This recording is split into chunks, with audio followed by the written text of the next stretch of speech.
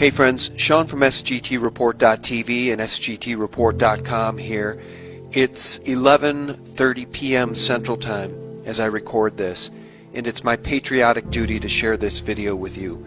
Have you heard the terms the hammer and scorecard yet? Well, if you haven't, you're going to be hearing a lot more about those terms. And in fact, at the end of this video, you're going to hear those terms spoken by General Flynn's attorney, Sidney Powell herself. What you're about to see is the single most egregious real-time example of electronic vote fraud maybe ever captured, and it occurred live on CNN.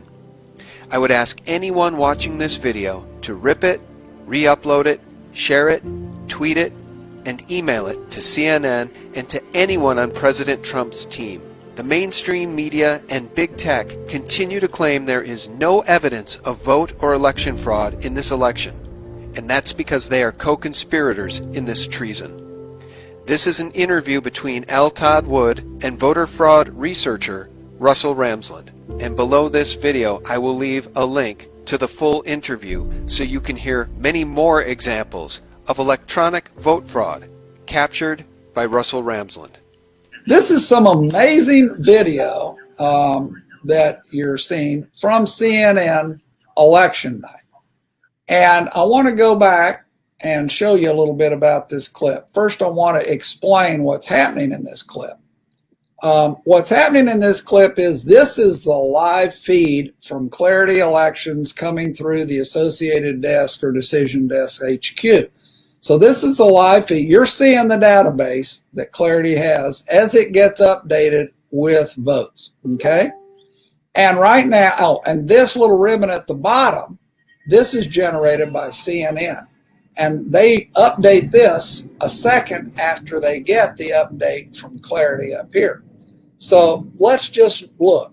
Right now, Andy Beshear, who is the guy that upset Matt Bevin, the governor at the time, Andy Beshear has 673,948 votes. That ties to what the ribbon from CNN says. Same thing with Matt Bevin, 662,235. 662,235. Now, let me take you through, and real quick, I'm going to run it again. You're going to see, if you're watching just this gold, you're going to see a flash update, and then this guy's face fills the page, and then I'm going to show you what you really missed. So here we go. Watch the gold. The update's coming. Boom, there it updates, and now here's this guy. Now let me show you what you missed. We're going to drag this back frame by frame. And so here we are before the update, and now I'm going to start walking you forward. Watch the gold. Here comes the update from Clarity. Boom. There it is. So now the update, Andy Beshear has 674,508 votes. And look down below, Andy Beshear had 673,948. They haven't had a chance to update the ribbon because this is in split seconds we're looking now. So Andy Beshear has just gained 560 votes. That makes sense. That's what happens as more votes come in, right? Let's look at Matt Bevin. He now has 661,675. But look down below. He did have 662,235 at the exact same second that Andy Beshear has gone up 560 votes.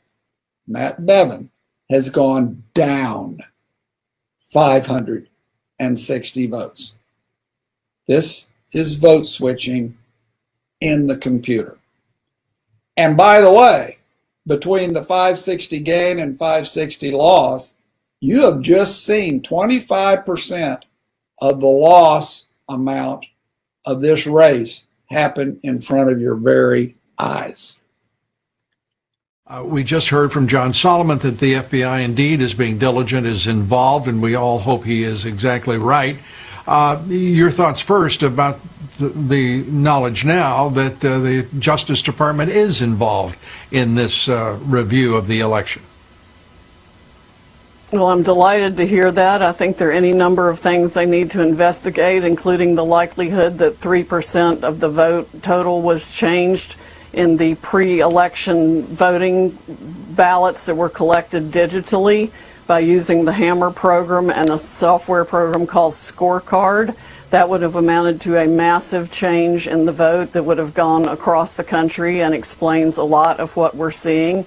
In addition, they ran an algorithm to calculate votes they might need to come up with for Mr. Biden in specific areas. I think that explains what happened in Michigan, where the computer glitch resulted in a change of votes of about 5,500 in favor of President Trump, just in one of 47 districts.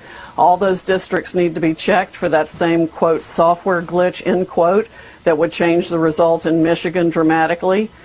The same thing is happening in other states. We've had hundreds of thousands of ballots mysteriously appear solely for Mr. Biden, which is statistically impossible as a matter of mathematics.